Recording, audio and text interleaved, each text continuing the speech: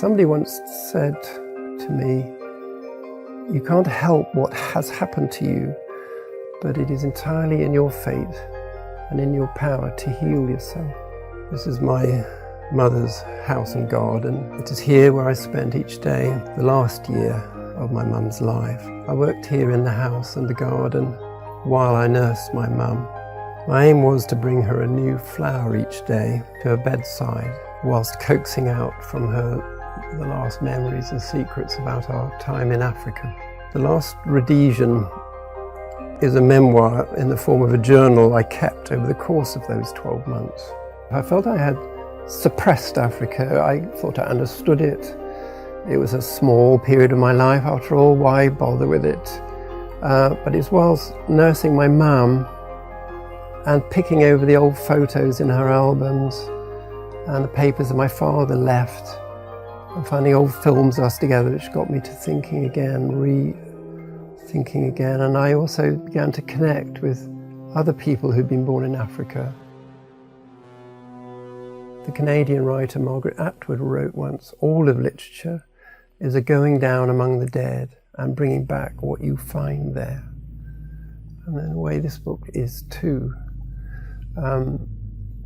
Not only my mum's life and my father's, but the childhood that I thought was dead within me brought back something really strongly alive. It's a sort of gift from history, really, to live in interstices of history when one order ends and another one begins. The reality of living at that period is much more complex than more stereotyped views of history that has been impinged upon it. Some cling to Rhodesian identity as if the dissolution of Rhodesia, which occurred in 1982, did not occur. I felt my own tribe had dissolved and was almost to be not spoken about. They were so unpopular. There was no home. There was no home for people like me. I gave up that search and accepted an English identity. Writing the book, I realised that that identity I once had still abides within me, but I hadn't recognised it. Fierce, independent I, a ability to tough it out alone. It's what I learned in Africa. Nature is a healing as well as a destructive presence, but it is what we have to live with and among. In a country now which is entirely urban, but my childhood was totally in a wild place, so wild that no one could really realise how much it was like that. The damaging aspects, you kind of wear your scars in a way, and this book is a kind of exploration of those scars. Also, it begins with one of the days I started the book, I'd resolved to cut my face open, for example, with a knife to show myself that I could survive any scar.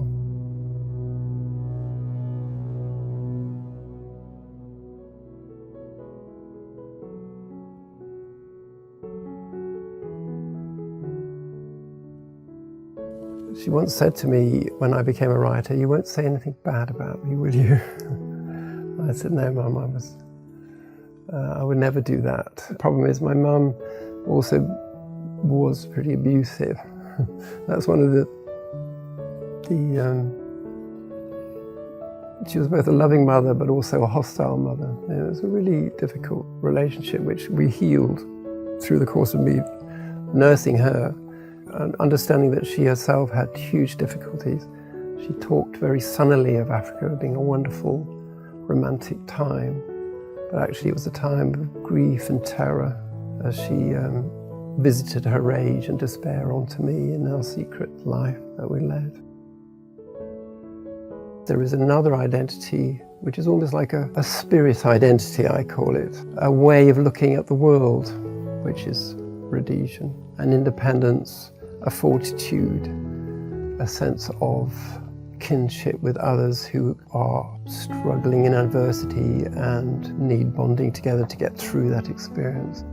Without illusions, with a reality about the failings of human nature as well as their strengths. Somebody once said to me, "You can't help what has happened to you, but it is entirely in your fate and in your power to heal yourself." That's probably the message of the book.